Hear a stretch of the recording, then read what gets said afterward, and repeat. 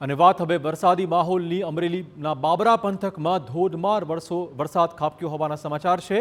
બાબરા શહેર સહિત ગ્રામ્ય પંથકમાં ભારે પવન ફૂંકાયો હતો અને વરસાદ તૂટી પડ્યો હતો। દિવસભરના ઉકળાટ બાદ આ ધોધમાર વરસાદ પડ્યો છે। ગડકોટડી, કરિયાણા, ખાખરિયા, દરેડ સહિતના ગામડાઓમાં વરસાદ પડ્યો છે। વૃક્ષ ધરાશાયી થતા લાઠીથી દામનગરના રસ્તે વાહન વ્યવહાર પણ ખાસો ખોરવાયો હતો। લાઠી વહીવટી તંત્રે કાટમાળ હટાવીને રસ્તો ખોલવાની શરૂઆત કરી હતી। અમરેલી શહેર વિસ્તાર સહિત તાલુકામાં પણ ભારે વરસાદના સમાચાર।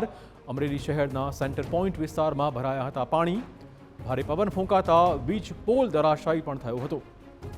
બીજીવીસીએલના 50 જેટલા વીજ પોલ પડી ગયા હોવાના સમાચાર છે। 39 જેટલા ગામડામાં વીજ પુરવઠો પણ હાલમાં ખોરવાઈ ચૂક્યો છે। ધારાસભ્ય કૌશિક વેકરિયાએ પીજીવીસીએલને સૂચના આપી છે। પંથકમાં વીજ પુરવઠો ફરીવાર શરૂ કરવાની સૂચના આપવામાં આવી છે।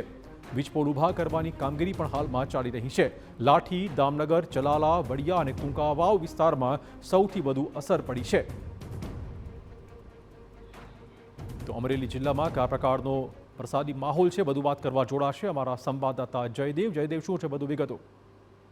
ચિરાગ, જે રીતે હવામાન વિભાગની આગાહી હતી તે જ રીતે અમરેલી જિલ્લામાં અમરેલી, લાઠી, બાબરા અને ચલાલા આ જે વિસ્તાર છે વડિયા કુંકાઓ, ત્યાં વરસાદ છે તે સાંજના સમયે ધોધમાર પડ્યો હતો, જેના કારણે કેટલાક વિસ્તારમાં નુકસાન થયું। જેમાં સૌથી વધારે ચિરાગ અમરેલી તાલુકામાં નુકસાન થયું છે પીજીવીસીએલ વિભાગને, કેમ કે જે પ્રકારે પવન સાથે ધોધમાર વરસાદ પડ્યો હતો જેના કારણે 50 કરતા વધુ વીજ પોલ ધરાશાયી થયા છે। ઉપરાંત 39 ઉપરાંતના ગામડાઓ છે અમરેલી, લાઠી, ચલાલા વિસ્તારના, ત્યાં વીજળી વિહોણા ગામડાઓ છે, જેના કારણે લોકો ખૂબ મુશ્કેલીનો સામનો કરી રહ્યા છે। જોકે વરસાદે વિરામ લીધો છે, ત્યારબાદ પીજીવીસીએલની વિભાગની જે અલગ અલગ ટીમો છે તે કામે લાગી છે। યુદ્ધના ધોરણે આ કામગીરી પણ શરૂ કરવામાં આવી છે, કેમ કે સ્થાનિક ધારાસભ્ય કૌશિક વેકરિયાએ પણ પીજીવીસીએલ વિભાગને સૂચના આપી છે કે મોડી રાત સુધી રાત્રિના જ આ કામગીરી કરીને તાત્કાલિક આ કામગીરી શરૂ કરવામાં આવે, જેથી વહેલી તકે લોકોને વીજળી મળે। ઉપરાંત જે ખાસ કરી લીલિયા રોડ છે ત્યાં ભારે પવનના કારણે ચિરાગ એક રિક્ષા છે તે પણ પલટી મારી ગઈ છે। એટલે જે રીતે